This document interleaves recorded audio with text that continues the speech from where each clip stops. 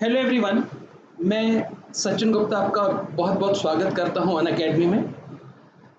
आज हम लोग आपके साथ आरटीपी में 2020 पार्ट 2 डिस्कस करेंगे।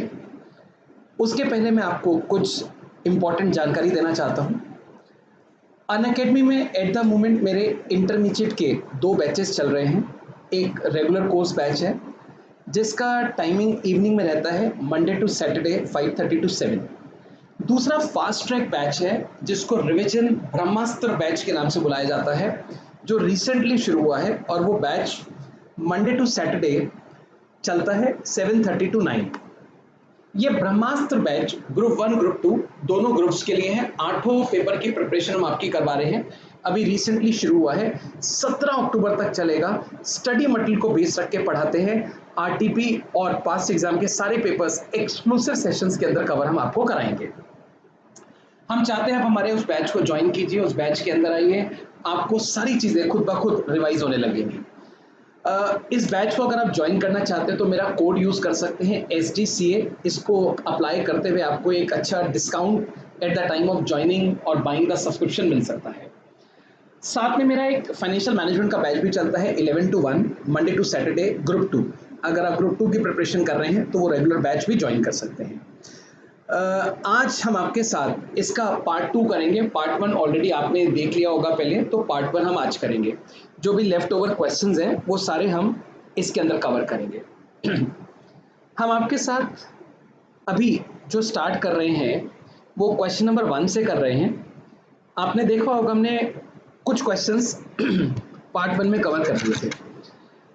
आप में से सही पूछें तो जैसा क्वेश्चन ये मटेरियल का आपको यहाँ दिख रहा है, ऐसा क्वेश्चन मैंने पहले कभी भी नहीं देखा। इतना बेहतरीन क्वेश्चन जिसने भी बनाया है मैं दाग देना चाहूँगा। और क्या लेवल का क्वेश्चन बनाया है, बेहतरीन।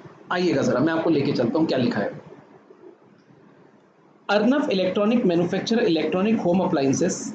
It follows weighted average cost for inventory valuation following are the data for component X. 15 December purchase order, 30 December purchase order, opening stock, GRN यानी कि goods receive note, MRN material return note, material requisition यानी कि issue, purchase order, material requisition, GRN, MRN, requisition, goods return note, material requisition. मैं आपको यहाँ पे सबसे पहले बताना चाहूँगा, जो मटीरियल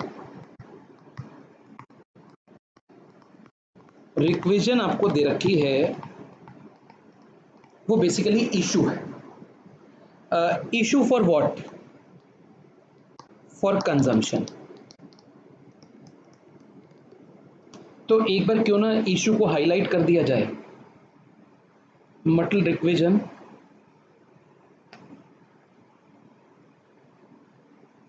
मटेरियल रिक्विजन, मटेरियल रिक्विजन और मटेरियल येलो कलर से हाईलाइट कर दिया, आप देख पा रहे हैं।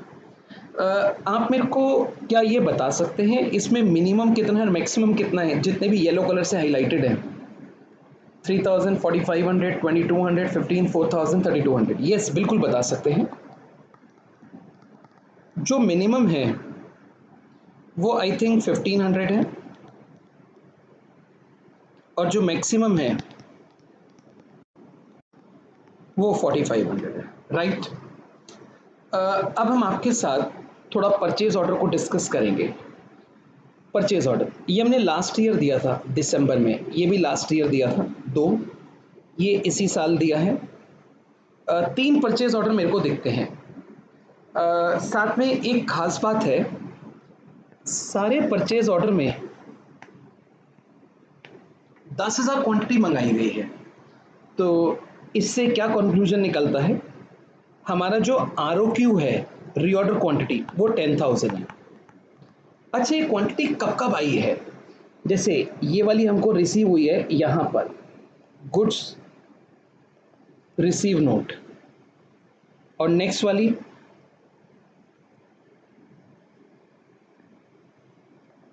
यहाँ पर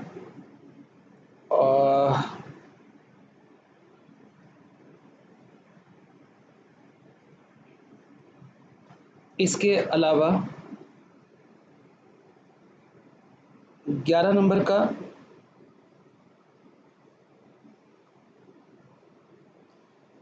परचेज ऑर्डर 11,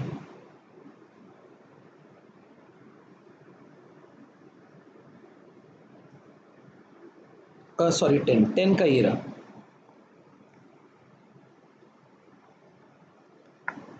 ऐसे तो ये हमें रिसीव हो गए हैं, इनको भी थोड़ा ब्लू कलर से हाईलाइट कर देते हैं। कब कब रिसीव हुआ है, 5 को, 12 को, 25 को। अब ठीक है, एक काम करते हैं, चेक करते हैं कितने दिन लगे। 15 दिसंबर को ऑर्डर दिया था और 5 जनवरी को आया है, तो ये कितने दिन हो गए? 15 से 5, 15 से 5 हो गए 21 डेज। Okay, 21 days. 30 दिसंबर से 12, 30 दिसंबर से 12 हो गया, एक 13 दिन, 13 डेज। 7 1 से 25 से 7 1 से 25 1 हो गया 18 दिन। अच्छा, मैं कैसे गिन रहा हूँ मैं बता देता हूँ।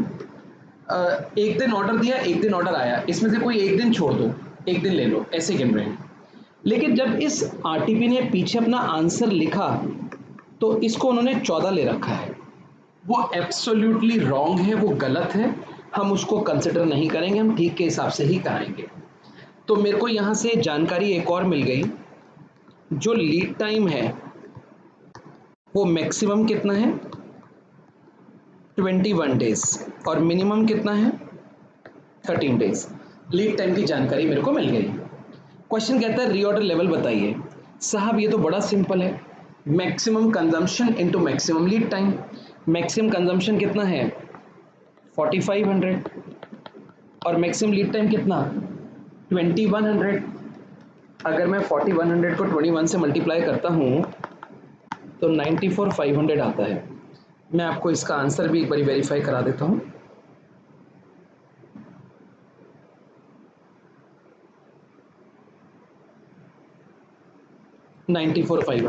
आप देख सकते हैं, दिस इज द आंसर 94500।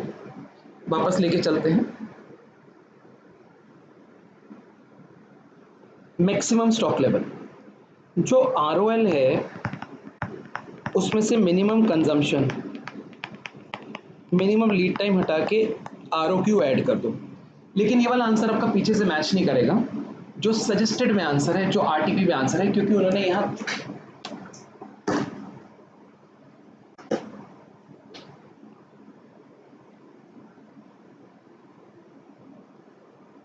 क्योंकि उन लोगों ने यहाँ पर 14 ले रखा है जबकि रियल में वो 13 की फिगर है। सो 1500 into 13 minus 94,500 plus 10,000, 85,000 maximum stock. Next, minimum stock level 94,500 minus normal consumption into normal lead time. आप देख सकते हैं हमारा नॉर्मल कंजम्पशन कितना होगा, तो इसका अगर एवरेज निकाल लें तो 3000 आता है, और अगर लीड टाइम का भी एवरेज निकाल लें तो 17 आता है। 3000 इंटू 70। क्वेश्चन कहता है prepare a stock ledger for January and determine the stock value of component use during the month, inventory turnover ratio. मैं थोड़ा सा आपको एक बार इसका स्टॉक लेजर कार्ड बता देता हूँ। मेथड क्या कुछ मेंशन है क्या? ये लिखा वेटेड एवरेज। ओके, देखिएगा, वैम मेथड से अगर निकालना है डेट,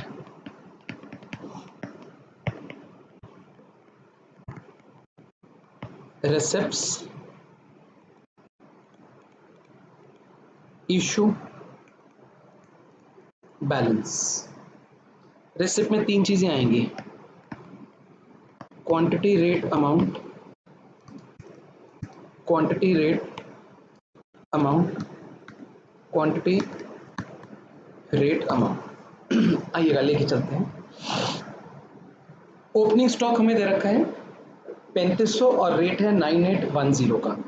ओके, तो 1 जनवरी 3500 9810।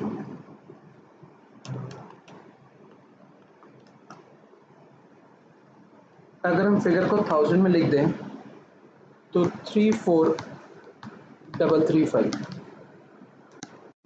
ठीक, नेक्स्ट ओपनिंग स्टॉक के बाद है GRN गुड्स रिसीव नोट 10,000 हमें आ गया है और इसका रेट लगेगा 9930, लेकिन उसमें से हमने 500 वापसी भी कर दिया है, इंस्टेंटली वापस कर दिया है 500, तभी के तभी वापस कर दिया ऑन द सेम डे 9930। 5 जनवरी 10,000 आया इंटू 9930 99,300, 500 उसमें से तुरंत वापस कर दिया 9930 से ही। तो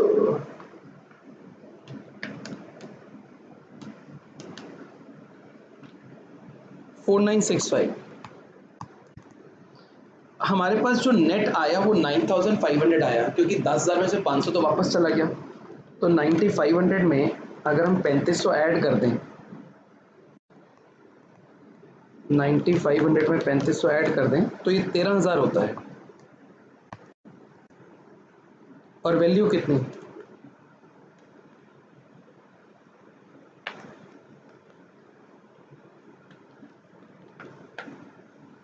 वन 128,670।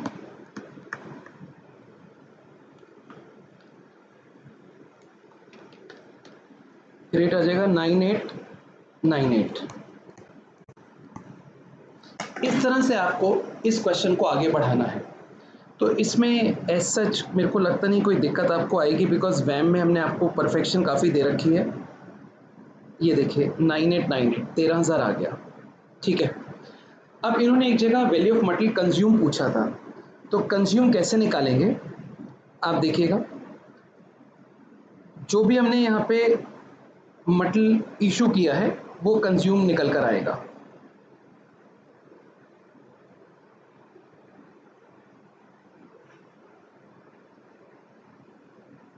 टू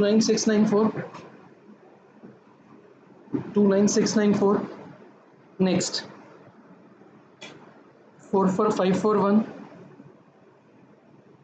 जो भी इशू है।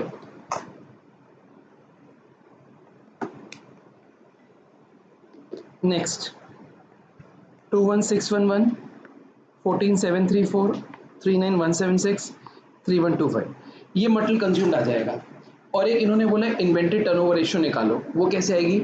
रॉ मटेरियल कंज्यूम तो आ गया, divide by average stock. Average stock ऐसे आएगा, ये ओपनिंग है ये क्लोजिंग है, divide by 2।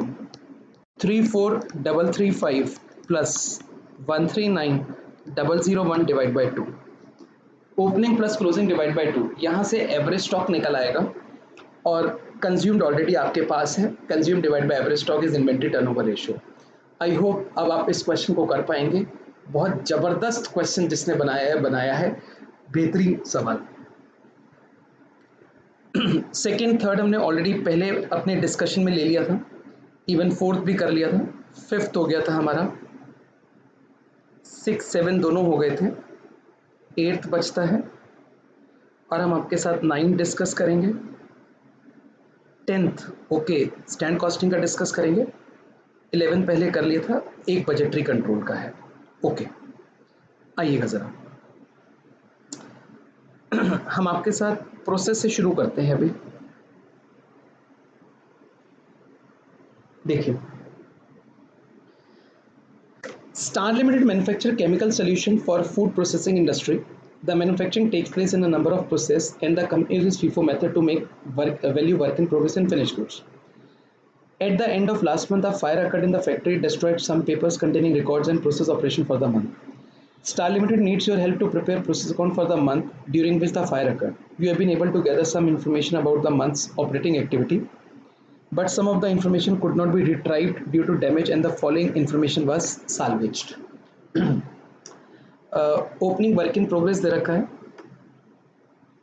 Beginning of the month 1600,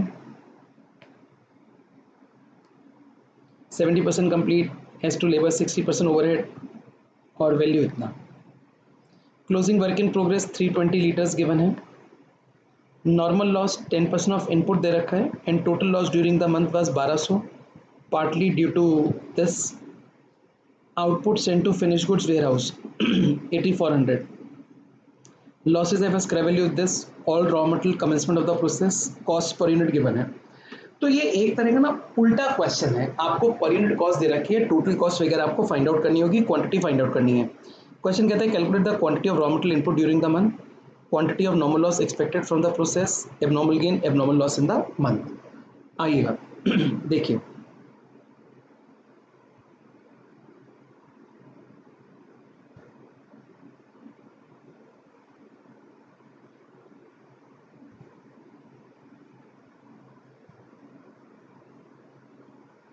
यहाँ पर इसको हम इनपुट आउटपुट स्टेटमेंट बोलते हैं. इनपुट आउटपुट स्टेटमेंट के अंदर आप देखेंगे हमें ओपनिंग WIP दे रखा था क्वेश्चन के अंदर 1600, साथ में क्लोजिंग भी गिवन था, प्रोसेस लॉस भी दे रखा था, ट्रांसफर टू फिनिश गुड्स भी गिवन था. जो डिफरेंस आया था वो रॉ मटेरियल आ जाएगा इनपुट बैलेंसिंग फिगर 8320. मैं आपको एक बार पीछे लेके चलता हूं.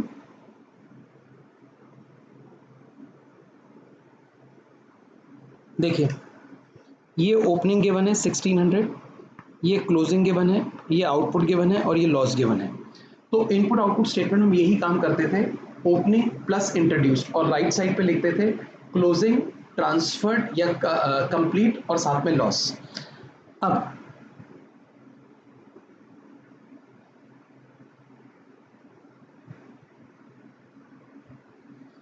इनपुट आउटपुट स्टेटमेंट बनाने के बाद नॉर्मल लॉस निकाला गया है.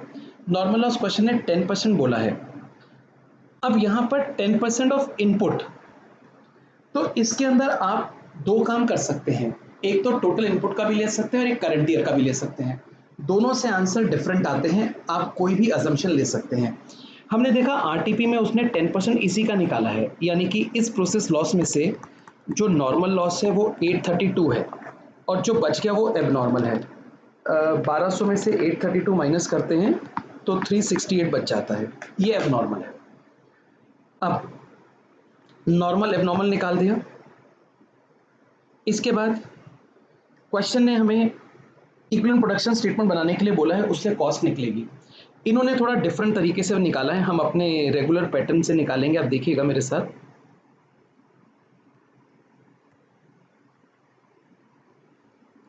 स्टेटमेंट ऑफ इक्विवेलेंट प्रोडक्शन में हम लोग लेंगे material, labour, overheads, units completed. कितने यूनिट्स कंप्लीट हुए हमारे? 8400. इसमें plus closing WIP plus abnormal loss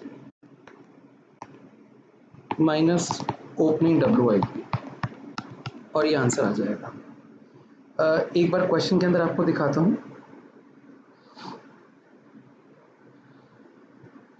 closing WIP है 320. क्वेश्चन कहता है closing WIP at the end of the month 320 litres, 30% complete for labour and 20% complete for overheads.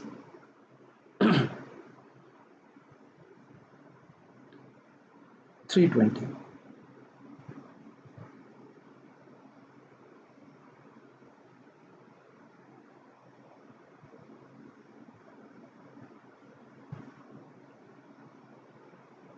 Material के respect में degree नहीं दे रखी, 100%.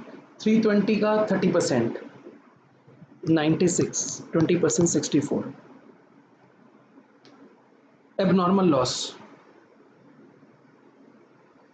क्वेश्चन कहता है जो एबनॉर्मल लॉस है उसका degree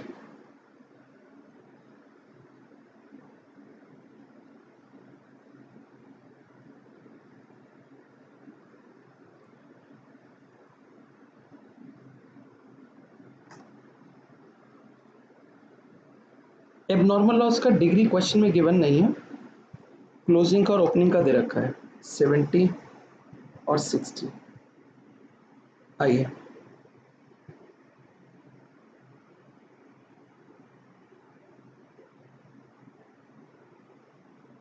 abnormal loss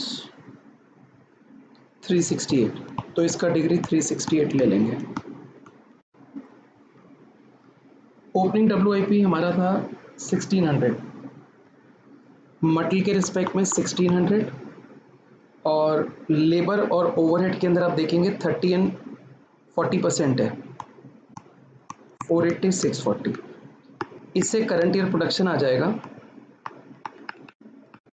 cost per unit question में गिवन है 46 14 80, हम मल्टीप्लाई कर देंगे तो यहाँ से टोटल कॉस्ट आ जाएगी, मल्टीप्लाई कर देंगे टोटल कॉस्ट आ जाएगी। उसके बाद फिर प्रोसेस अकाउंट बनाना है, वो जैसे रूटीन वे में बनाते हैं वैसे बना लेंगे। तो एक तरह से यहाँ पे total material, total labour, total overhead, उनके अमाउंट्स नहीं दे रखे थे, पर यूनिट कॉस्ट दे दी, अमाउंट हमें निकालने थे, वो अमाउंट हमने निकाल लिए हैं। आइए अब आपको आगे लेके चलते हैं, प्रोसेस का सिंपल क्वेश्चन था ये। Next, service costing. ये क्वेश्चन भी इजी है बट इसमें कैलकुलेशंस बहुत ज़्यादा हैं, तो मैं आपको बताऊंगा कि कैसे इसको करना है। आइएगा,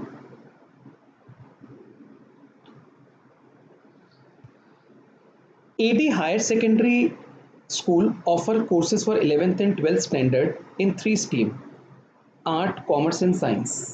They run higher secondary classes along with primary and secondary, but for accounting purpose it treats higher secondary as a separate responsibility center.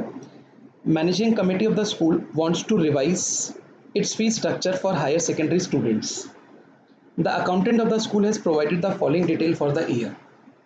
खर्चे दे रखे हैं सारे, कुछ एक अदर इन्फॉर्मेशन भी हमें दे रखी है 11 12 और प्राइमरी सेकेंडरी की। नेक्स्ट पेज पे कुछ एक एडजस्टमेंट्स हैं, हमें बताना है calculate cost per student per annum for all the 3 stream. हमें कॉस्ट निकालनी है, और कॉस्ट कैसे निकालनी है? पर student per annum for all the 3 stream. तो मैं आपको पीछे एक बार दिखाता हूँ, यहाँ पर ये 3 स्ट्रीम है आपकी। अब नंबर ऑफ स्टूडेंट्स आपको दे रखे हैं 11 12 के, तो आपको खर्चों को बांट के लिखना है। अब वो कैसे बांट के लिखना है वो मैं आपको अब बताने जा रहा हूं। देखिएगा, सबसे पहले यहां पर आते हैं टीचर सैलरी। हमारे पास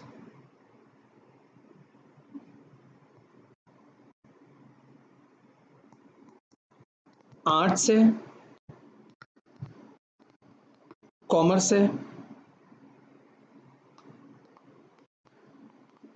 साइंस है, ठीक है। टीचर्स हमारे पास हैं कितने? 15 टीचर हैं। 15 में से 4 5 6 ऐसे हैं, 4 आर्ट्स के लिए, 5 कॉमर्स के लिए, 6 साइंस के लिए, टोटल 15 टीचर्स हो गए। 15 टीचर्स को हम इतनी सैलरी देते हैं, ये हमारी पूरी सैलरी आ गई। तो आप एक काम करना, इसको आप डिवाइड कर देना टीचर की सैलरी को 4:5:6 की रेशो में, 4:5:6 की रेशो में डिवाइड कर देना। अब टीचर की सैलरी डिवाइड करके आपकी यहाँ पर आ गई, बट इसमें 2 एडजस्टमेंट्स हैं, उनका ध्यान रखना है। एडजस्टमेंट्स देखते हैं नीचे क्या है।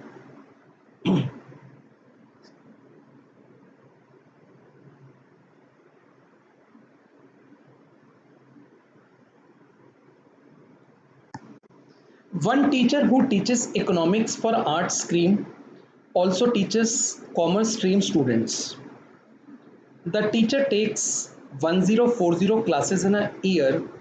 It includes 208 for commerce student. एक टीचर है जो आर्ट स्ट्रीम को मेनली पढ़ाती है, आर्ट स्ट्रीम को, लेकिन वो थोड़ा बहुत कॉमर्स स्ट्रीम को भी पढ़ा देती है। 1040 क्लासेस उसने लिए हैं। It include 208 for commerce, 208 for commerce. तो मैं आपको बताना चाहता हूं, देखिए उस टीचर की एनुअल सैलरी कितनी है, एक टीचर की 35,000 इंटू 12, 35,000 इंटू 12, एनुअल सैलरी हो गई 4,20,000। उसने कितनी क्लासेस पढ़ाई? 1040। उसमें से कॉमर्स को कितनी पढ़ाई? 208, कॉमर्स को 208 पढ़ाई। अब ये जितनी उसकी सैलरी आएगी ना, वो यहाँ से माइनस होगी और इसमें प्लस हो जाएगी, मतलब वो सैलरी 8 से निकल कर कॉमर्स में चली जाएगी। ऐसे ही एक और हुआ है। There is another teacher who teaches mathematics for science stream, also takes business mathematics to commerce student. She takes 1100 classes. It include 160 for commerce. एक टीचर और भी है, 4200 रुपये, 4,20,000 सैलरी, 1100 क्लासेस लिए हैं, 160 उसने कॉमर्स के लिए लिए हैं। तो हम लोग क्या करेंगे, साइंस से माइनस करेंगे और कॉमर्स में प्लस कर देंगे, साइंस से माइनस करके कॉमर्स में प्लस कर देंगे। तो ये टीचर की सैलरी एडजस्ट हमारी हो गई है। अब नेक्स्ट है प्रिंसिपल सैलरी। प्रिंसिपल के लिए दे रखा है टाइम स्पेंड बाय प्रिंसिपल, इस रेशो में बांट देंगे प्रिंसिपल की सैलरी को।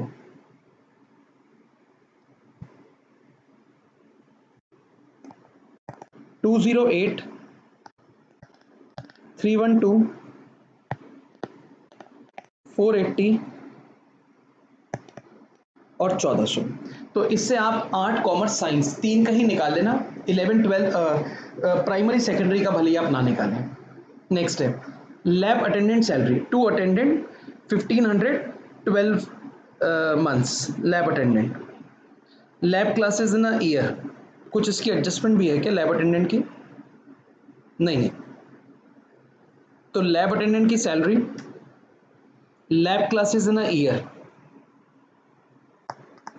0 0 144 156, इस रेशो में बांट देंगे। Salary to library staff, time spent at library per student per year. यहाँ पे आप देखेंगे जो लाइब्रेरी है वो time spent at library per student per year दे रखा है और salary of library staff given है। तो हम लोग वेटेड रेशियो निकालेंगे, जैसे 120 इंटू 180, 360 इंटू 120, 180 इंटू 240, 840 इंटू 60, इसके अकॉर्डिंग लाइब्रेरी स्टाफ की सैलरी बांट देंगे। नेक्स्ट है सैलरी टू पियोन। पियोन के लिए नेक्स्ट पेज पे कुछ इंफॉर्मेशन है पियोन का। 1 peon is fully dedicated for higher secondary section. Other PN dedicate their 15% time for higher secondary section. एक PN तो डेडिकेटली यहाँ पर है और बाकी 15% हायर सेकेंडरी के लिए। तो मैं आपको दिखाना चाहता हूँ PN। हमारा जो पियोन है वो 4 है, उसमें से एक तो हायर सेकेंडरी पर है 10,000 इंटू 12, और बाकी जो 3 है ना वो सिर्फ अपना 15% टाइम दे रहे हैं। तो 3 पिन की सैलरी का 15% ये हायर सेकेंडरी के अंदर आ जाएगी और इसको हम डिवाइड कर देंगे नंबर ऑफ स्टूडेंट के बेसिस पे, नंबर ऑफ स्टूडेंट के बेसिस पर। Next salary to other staff, ये भी नंबर ऑफ स्टूडेंट्स के बेसिस पे डिवाइड हो जाएगा। एग्जामिनेशन एक्सपेंडिचर, इसमें थोड़ा वेटेड रेशियो निकालेंगे। नंबर ऑफ स्टूडेंट्स कितने हैं 120 और एग्जामिनेशन कितने हुए 2, 360। एग्जामिनेशन कितने हुए 2, 180 इंटू 2 और 840 into 2। Office and admin cost number of student के बेसिस पर, annual day number of student के बेसिस पे, sports expense number of student के बेसिस पे। आपने सारे खर्चे डिवाइड करके अब टोटल करना है, उसको नंबर ऑफ स्टूडेंट से डिवाइड कर देना, आपका पहला पार्ट सॉल्व हो जाएगा। If management decide to take uniformly fee of 1,000 per month from all higher secondary student, calculate stream wise profitability। आपकी पर स्टूडेंट कॉस्ट ऑलरेडी आ चुकी है, फीस 12,000 लेना क्योंकि 1,000 पर मंथ दे रखी है, तो साल भर की कितनी हो गई 12,000, 1,000 इंटू 12 12,000। आपको सेल्स भी पता है कॉस्ट भी पता है, तो प्रॉफिट निकल जाएगा। If management decide to take 10% profit on cost, compute the fees to be charge. ये भी आसान है, जब आपकी ऑलरेडी कॉस्ट आ चुकी है तो उसमें 10% ऐड कर दें तो सेलिंग प्राइस निकल आएगा। आई होप आप ये क्वेश्चन कर पाएंगे। मैंने आपके साथ रीजनेबल वे में इसको डिस्कस कर लिया है। स्टैंडर्ड कॉस्टिंग का क्वेश्चन है, आप पहचानते होंगे, ये हमारी बुक से ही क्वेश्चन है। आइएगा ज़रा आपको इसके बारे में बताते हैं। ABC Limited had prepared the following estimation for the month of January. Material A है, material B है, skill unskill. Normal loss was expected 10% of input. Idle time of 5% of expected labor was also estimated. At the end of the month, following information has been collected from cost accounting department. The company has produced 1480 finished product by using the following: material A, material B, skilled unskilled labor, और variances निकालने हैं। मैंने आपको बताया था कभी भी standard costing में क्वेश्चन आए तो पहले वो अपना एक सेट फॉर्मेट बना लो। Data for standard,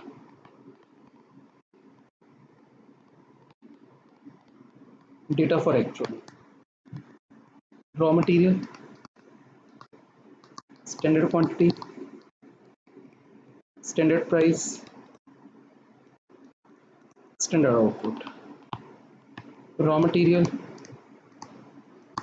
actual quantity, actual price, actual output. आप देख सकते हैं हमारे दो रॉ मटेरियल हैं, ए और बी। ये है 800, ये 600, 1400, 90 एंड 60। 10% लॉस होता है। अगर हम 1400 का 10% हटा देते हैं तो आई थिंक 1260 बचता है। एक्चुअल कितना है? 900 और 650। रेट है 86, 65 और आउटपुट एक्चुअल का 1480 है। एक्चुअल का 1480। अब इसमें आपको फॉर्मूलेस पता है, 3 बार एसपी, 1 बार एपी, एसक्यू, एसएम, एक्यूसी, एक्यूसी। जैसे हमने फॉर्मूले आपको सिखाया उसके अकॉर्डिंग आप यहाँ पर मल्टी वेरिएंसेस सॉल्व कर सकते हैं। अगर आपको लेबर के लिए चाहिए वो भी बड़ा सिंपल है।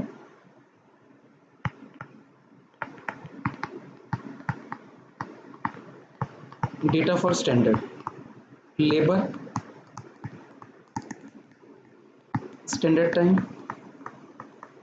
Standard rate, standard output,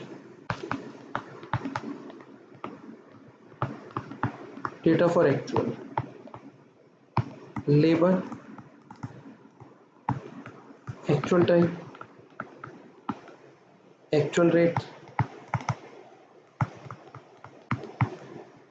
actual output. अब स्टैंडर्ड में देखते हैं। स्किल लेबर है 1000, अनस्किल 800। क्वेश्चन कहता है an idle time of 5% of was also estimated of expected labour hours. तो हम जो स्टैंडर्ड टाइम लेंगे वो 5% माइनस करके लेंगे, यानी कि 1000 और 800 का 5-5% हटा दो। So we will take skilled, unskilled, 950, 840 ये लेंगे। 840 नहीं, आई थिंक 760, 760 यस। और ये है 75, 44। आउटपुट तो सेम आएगा, स्टैंडर्ड जो मटेरियल में था बनाया तो 1260 है। एक्चुअल में 1200 और 860, 71, 46, 1480। हाँ, इस क्वेश्चन में आइडल टाइम वेरिएंस नहीं निकलेगा क्योंकि जो आइडल टाइम है वो आपको रियल में नहीं हुआ, जो आइडल टाइम है वो आपको रियल में नहीं हुआ, वो स्टैंडर्ड में दे रखा था। इस वजह से आपका यहाँ पे कोई आइडल टाइम वेरिएंस नहीं आएगा। आमतौर पर हमने आज तक जितने भी क्वेश्चंस किए हैं उसमें जो स्टैंडर्ड गिवन होता था वो आइडल टाइम एडजस्ट करके दे देते थे। यही एक पहला क्वेश्चन है जिसमें आइडल टाइम इन्होंने हमें अलग से दिया है, कहते हैं जी ये आइडल टाइम है और अब आपको इसको सॉल्व करना है। तो एक बारी मैं आपको पूरा स्क्रीन करके दे रहा हूँ, आप जरा क्वेश्चन को देख लीजिए हमने कैसे डिजाइन किया, इसके बाद हम लोग इसको सॉल्व करेंगे। देखिएगा जरा।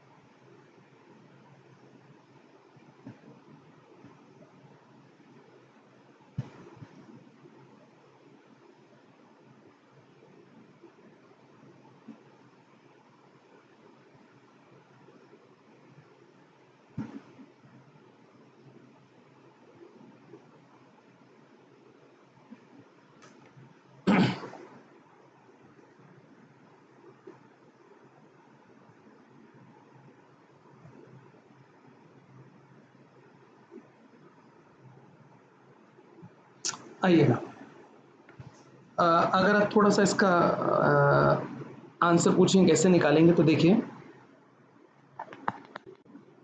3 बार एसपी, 1 बार एपी, एसक्यू एसएम, एक्यूसी एक्यूसी। 3 बार एसपी, एसपी कितना है 90-60, 1 बार एपी 86-65। आखिरी के 2 कॉलम को AQC से मल्टीप्लाई करना है।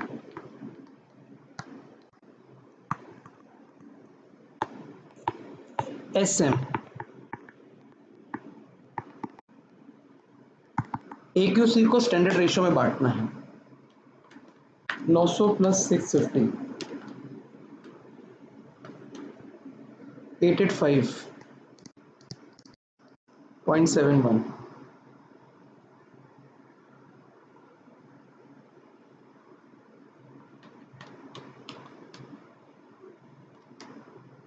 Six six 4.29। ये क्वांटिटी 1260 के लिए है, तो 1480 के लिए कितना? तो देखिएगा,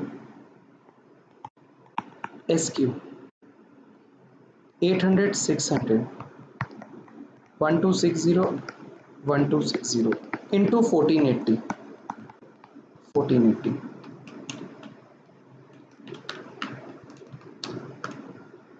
939.6 और दूसरा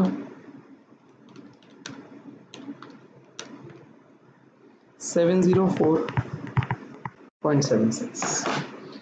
इस तरह से वेरिएंसेस निकालेंगे। अब यहाँ पर आते हैं लेबर।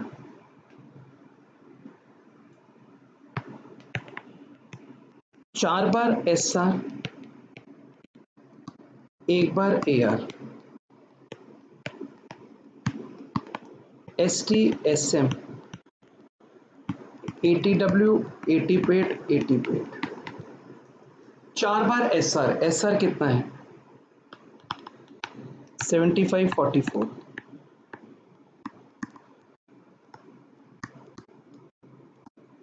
1 बार AR,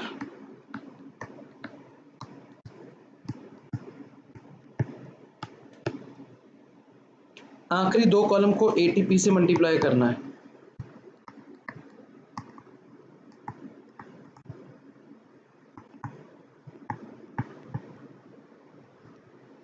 SM, ये जो एक्चुअल टाइम है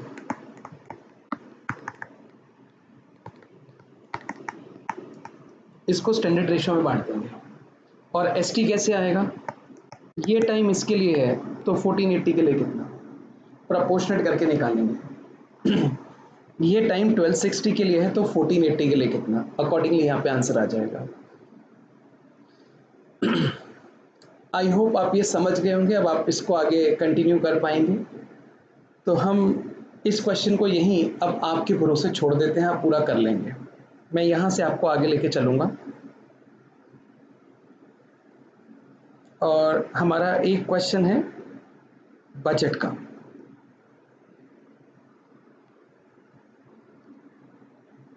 देखिए 12th,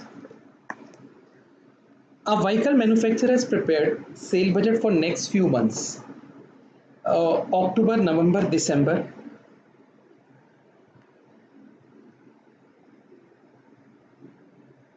January, February. To manufacture a vehicle, standard cost of this is incurred and sold through dealers at a uniform selling price of this much. 11 lakh के आसपास स्टैंडर्ड कॉस्ट है और 17 लाख के आसपास बिकता है। Dealers are paid 15% commission on sale of vehicle और 15% commission हम पे करते हैं। ये अलग से है क्योंकि ऊपर मैन्युफैक्चरिंग कॉस्ट दे रखी है। Apart from other material, 4 unit of part X are required to manufacture a vehicle. It is a policy of a company to hold metal X at the end of each month to cover 40% of next month's production. 48,000 of part X are in stock on this date. There are 9,500 completed vehicle in stock on this date. It is a policy to have stock at the end of each month to cover 20% of next month sales you are required to. Production budget, purchase budget.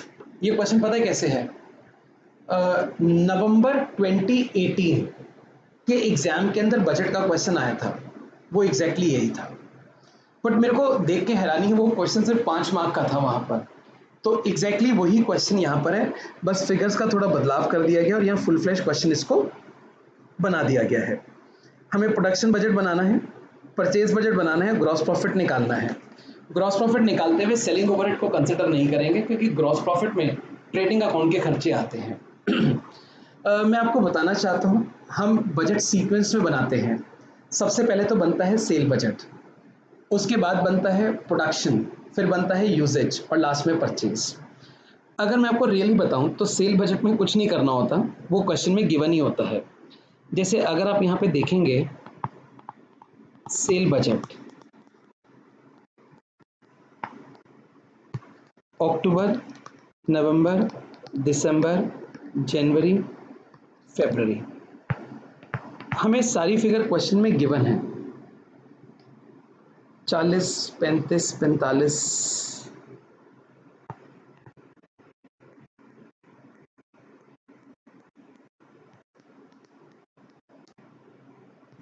60, 65, ये cell budget बनके तैयार है। हमारा जो next होता है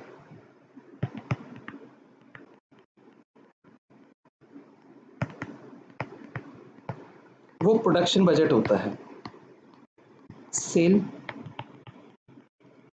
plus closing stock minus opening stock. ये जो ओपनिंग क्लोजिंग हम एडजस्ट करते हैं, ये फिनिश गुड्स का करते हैं। फिनिश गुड्स का कैसे करते हैं देखिएगा। सेल्स है 40,000, 35,000, 45,000, 60 और 65।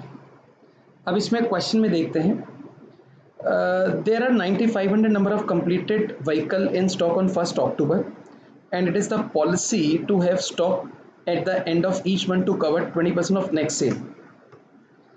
यहाँ पे हम कितना क्लोजिंग स्टॉक रखेंगे, इसका 20% यानी कि 7,000,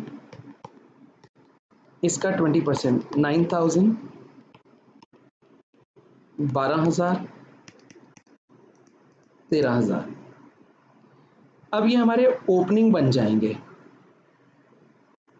7,000, 9, 12, 30 और अक्टूबर में ओपनिंग अलग से दे रखा है 9,500।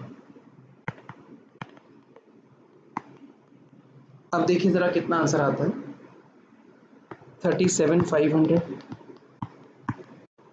37,000, 48,000, 61। थोड़ा कैलकुलेशन कोई मिस्टेक हो तो आप एक बार चेक कर लेना, मैं चलो एक बार पीछे देख लेता हूँ।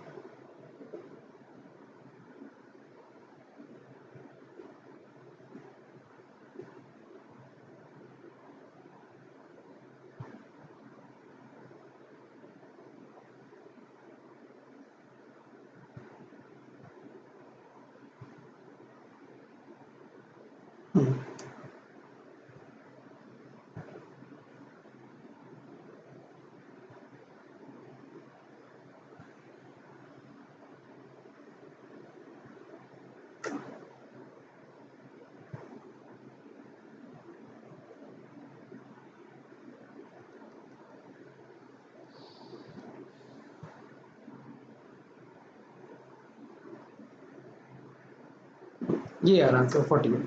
अब बनाएंगे यूजेज बजट।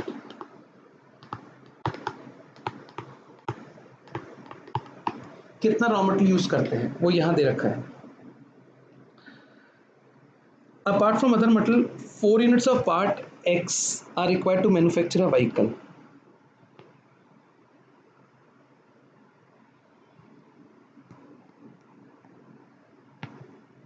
फोर, तो यूजेज आ जाएगा 3700 इंटू 4,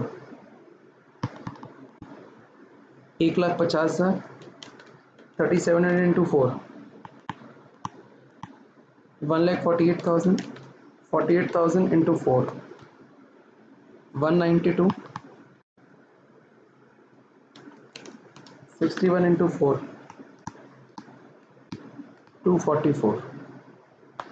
इसमें प्लस ओपनिंग माइनस क्लोजिंग, मैंने गलत लिख दिया, प्लस क्लोजिंग और माइनस ओपनिंग।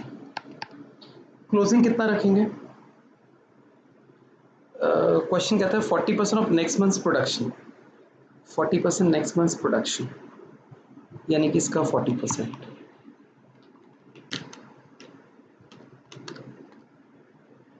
59,200,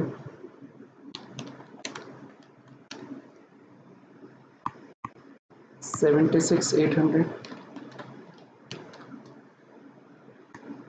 97,600।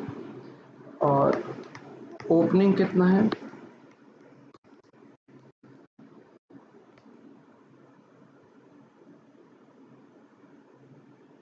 48,000। परचेज निकल आएगा,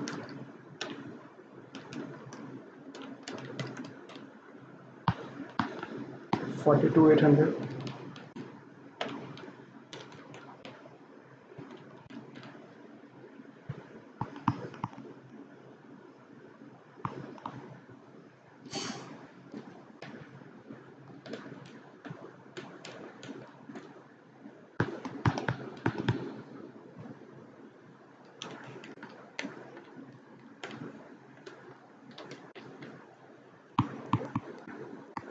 दो बार 800। क्वेश्चन का पहला पार्ट भी हो गया, सेकंड भी हो गया। अब ग्रॉस प्रॉफिट निकालना है, सेल में से कॉस्ट ऑफ सेल माइनस करेंगे तो आंसर आएगा।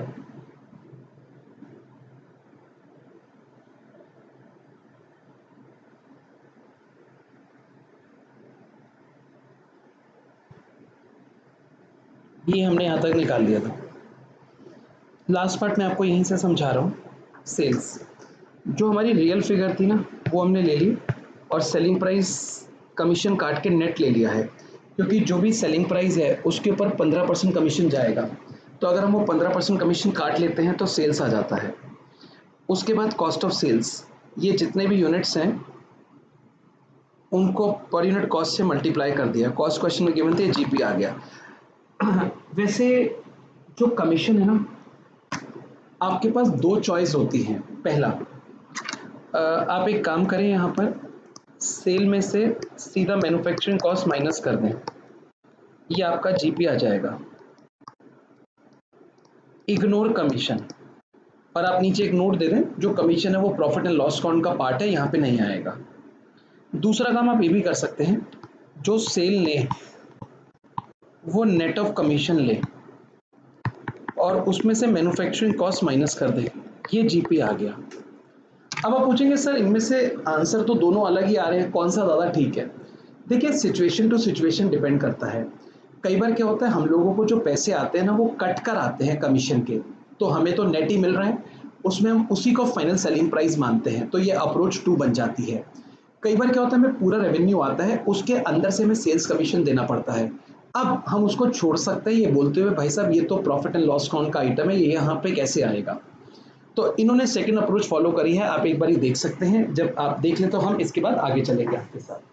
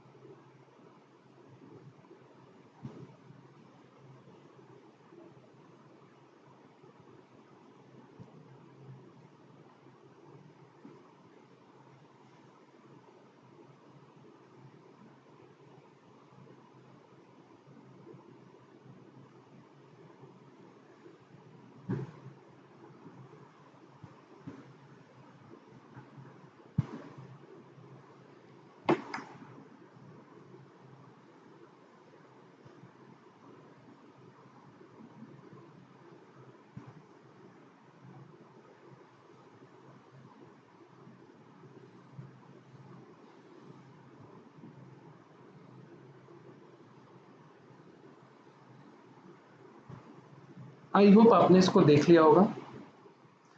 अब मैं आपके साथ आगे चलूँगा और देखते हैं कि क्या और भी इसमें कुछ बाकी है।